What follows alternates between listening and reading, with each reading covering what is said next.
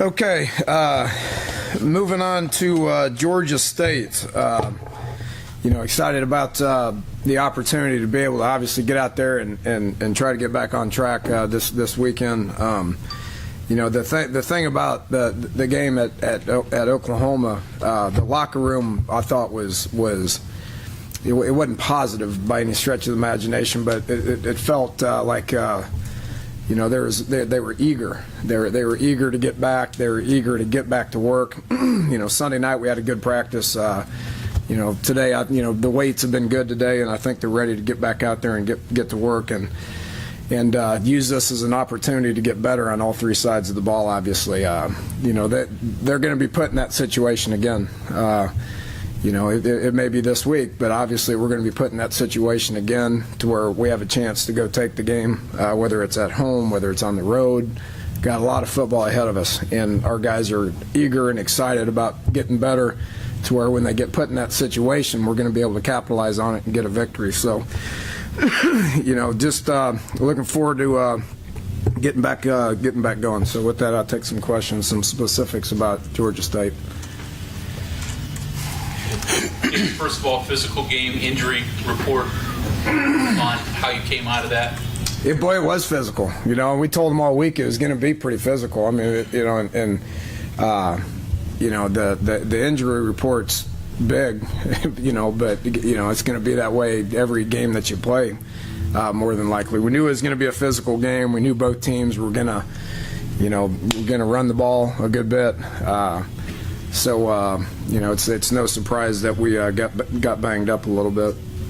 KJ Dillon's got a little bit of a knee. He's day to day. Obviously Doug Riggs fine, but he's still a little foggy. But he's going to be fine. He's day to day. He'll be questionable. Haven't ruled anybody else out, however. So.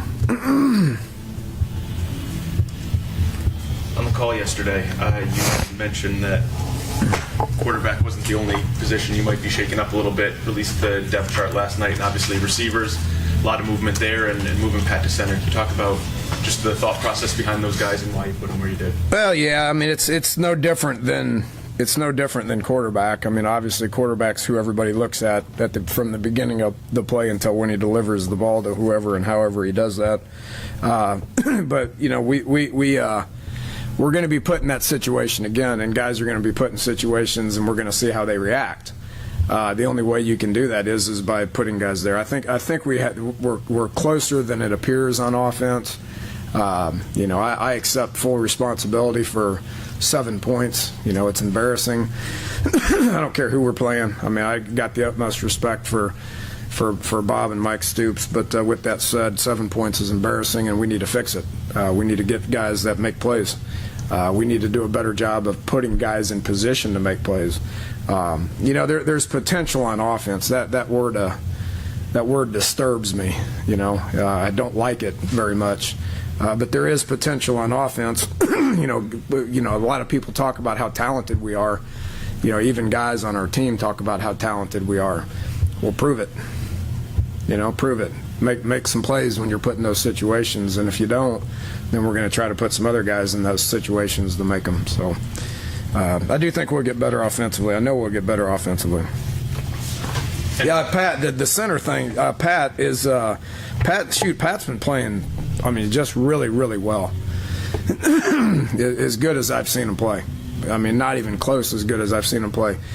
He's one of the few real vocal leaders that we have on offense. He deserves a start. Been a team captain both weeks and deserves a start.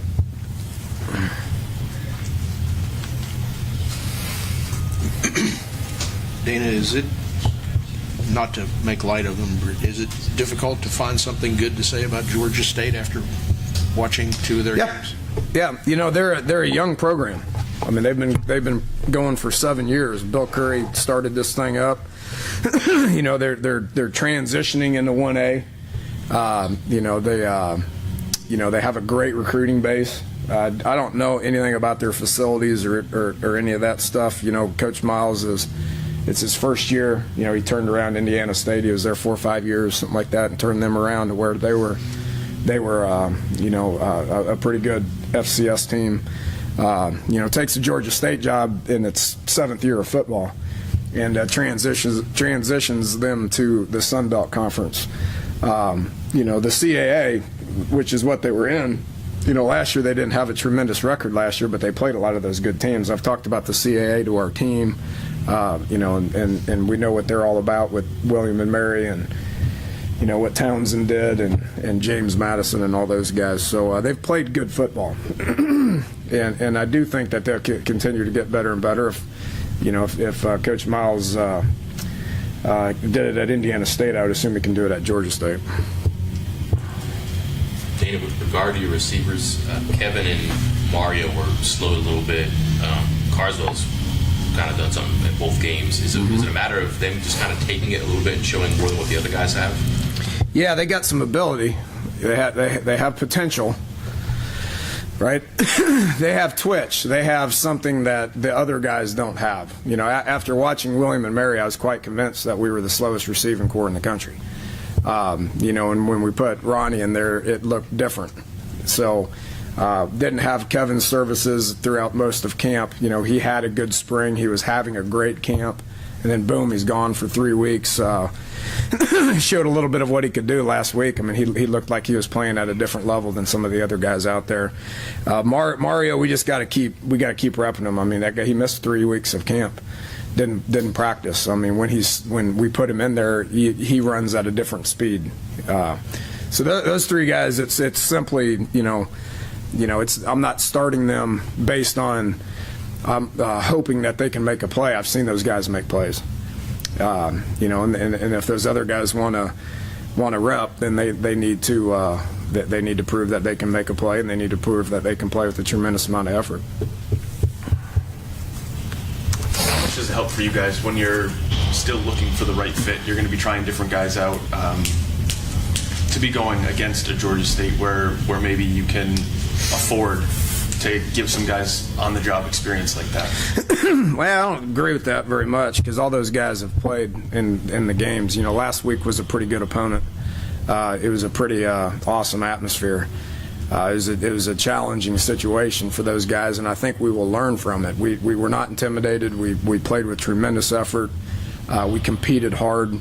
And some guys showed some signs of weakness. Some guys showed some signs of life, which obviously was good. So, they're all going to play. You can't just go into a game and expect to play 3 receivers. I mean, that's not going to happen. You're going to play a bunch of receivers. What we're trying to do is try to figure out who deserves how many reps, and then obviously at quarterback you don't want to go into as many games as you can trying to play all 3 of them. You just got to put them in those situations and see how they react. And how are you handling your quarterbacks this week? What are you doing with them? I don't know yet. See how their attitude is in meetings at 2:30. We'll see how they look in warm-ups. Well, we can't go put 2 of them out there at once, so we got to call somebody's name and they got to go out and we got to see how they do. But the difference in where we're at now is Ford will rep, where he hasn't repped for the last 3 weeks. Dan, a lot of your injuries have been to your linebacking core, even Shaq Petaway and Dozie. Are you perilously thin at those 4 positions? Well, with injuries we are. Isaiah got nicked up. He's day-to-day. He should be fine. I mean, he's got a lot of game experience. Marvin Gross got a lot of game experience. He needs to continue to get better.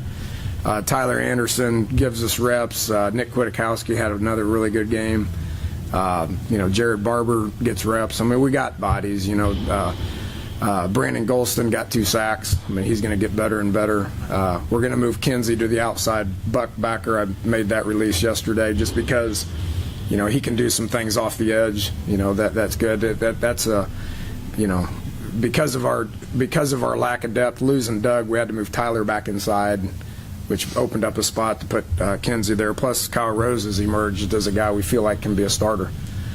So I wouldn't view it as troublesome lack of depth. Anytime you lose guys to injuries, which I fully anticipate all those guys being back and ready to play, for the exception of Dozie. It's football. You got to play through some of that stuff. ran 45 times or 44 times in the season opener, just 24 times against Oklahoma. You said last week you wanted to find more balance, get more passing going. Was that overcompensating, or is there a balance in the middle you'd like to find? Do you have an ideal, I guess, number of runs you want to hit? It all depends on what the defense does, you know. Why did we run it so much more against William and Mary? Because there was, we had numbers to do so.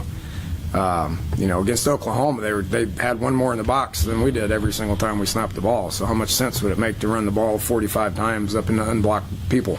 Dreamus's one run was great, but he ran over 2 people. I mean, you're not going to just continuously run over people, So we had open guys. We had, our pass game was. This is going to sound silly. Our pass game was better schemed. And we had more open guys this year than we did last year. Stedman had a great game last year, but he made catches when the guy was right here in his hip pocket. We had more open guys, and we didn't do a very good job of hitting those open guys. We didn't do a very good job of catching it when we had opportunities to make plays. I thought the game was called good. I really do. I don't have any regrets on that. That having been said, does that make you feel better or worse? I feel like crap right now. But, again, it goes back, Dave, to offensively, we have the potential to be better than last year. Now, does that mean we're better than last year or we're going to be better than last year? No. It just means that we got the potential to be. Along those lines, what the defense gives you ran a lot of screens, understandably, against them, and they didn't really work, I guess, to where you wanted. What was missing? How far was it? We were close, man. We were close. We were close. Well, my opinion on screens, I mean, if you get teams that are like charging, and they charged, they charged upfield, then you got a chance to hit screens on them. We threw the one to Kevin, and he got 10 yards. I mean, the one that Ivan missed, he may have scored. It's just the way it is. I mean, you're one block away. You're a split second away with timing. We ran screens. Wendell got loose on one. Charles almost got loose on one.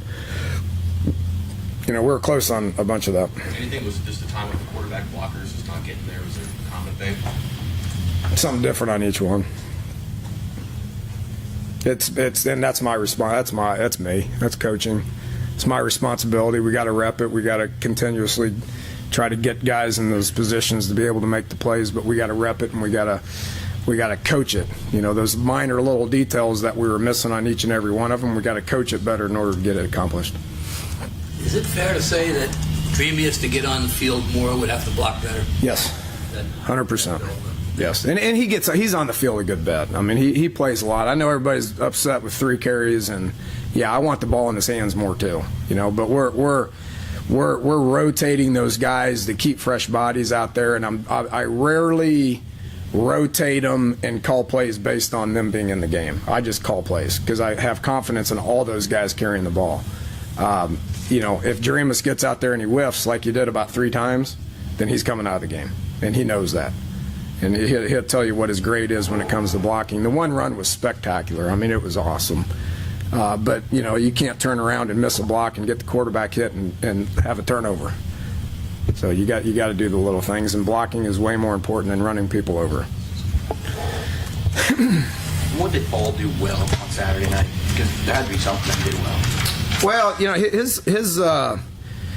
his communication was good, for the exception the fourth quarter was bad. I don't know, just the heat of the game, the pressure of the game, the noise of the crowd, the communication between me and him, whatever it is, it wasn't good in the fourth quarter, but up until that point it was okay. And his performance was just okay. It wasn't, I can't sit here and tell you that it was an awesome performance and he did everything we were asked him to do. I mean, that would be a lie.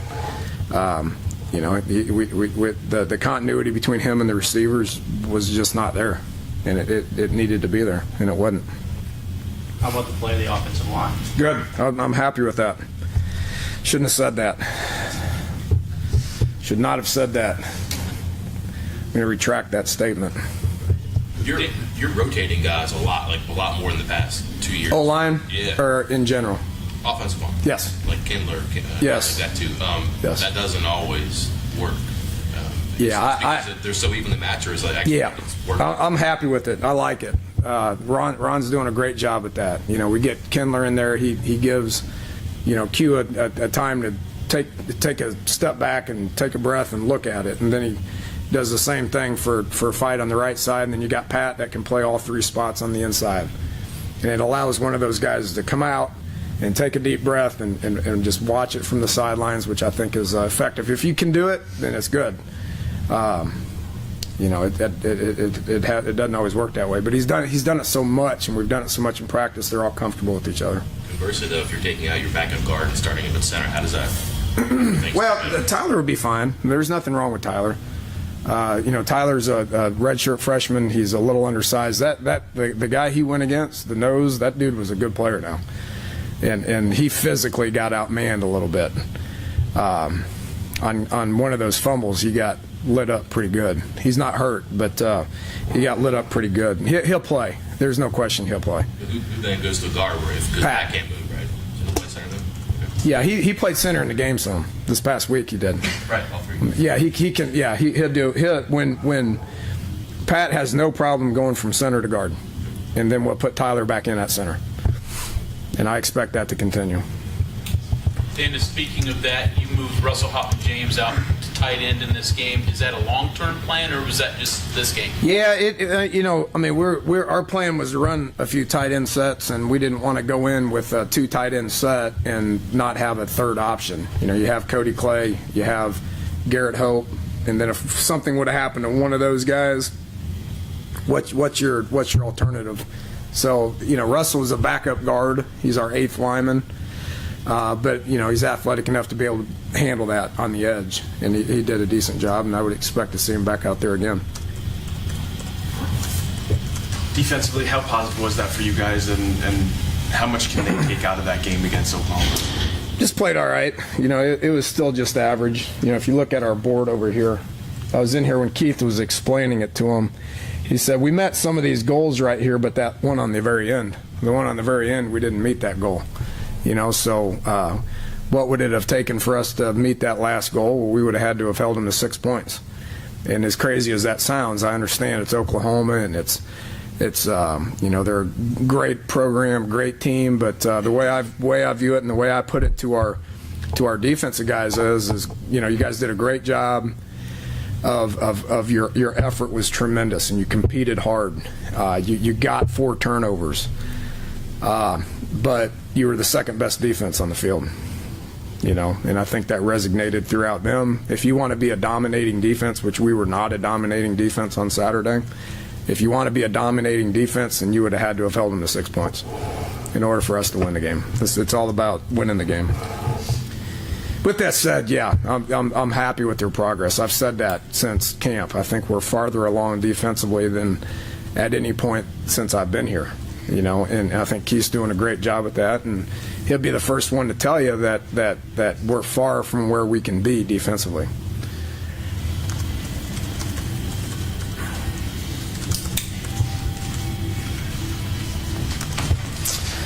All right, sounds good. Appreciate it, fellas.